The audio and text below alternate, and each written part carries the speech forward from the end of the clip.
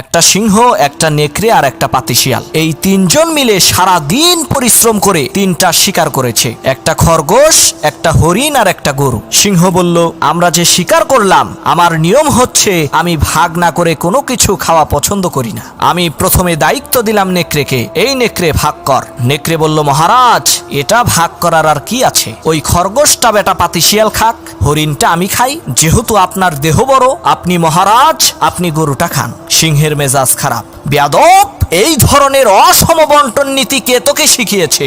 এক থাপ্পড় মেরেছে, নেকড়ের কল্লা 50 হাত দূরে যেয়ে পড়ছে। এবার সিংহ শিয়ালকে বলছে, এই শিয়াল ভাগ কর বেটা। শিয়াল কয়, মহারাজ এর মধ্যে ভাগ করার কিছু নাই, আপনি ব্রেকফাস্ট করবেন খরগোশ দিয়ে, লাঞ্চ করবেন হরিণ দিয়ে, আর ডিনার করবেন গাভী দিয়ে। মহারাজ খুব খুশি। হে রে শিয়াল রে, এত ইনসাফ ভিত্তিক বন্টন নীতি কে তোকে শেখালো রে? শিয়াল বলে, কিছুক্ষণ আগে যে কল্লা দিয়ে গেছে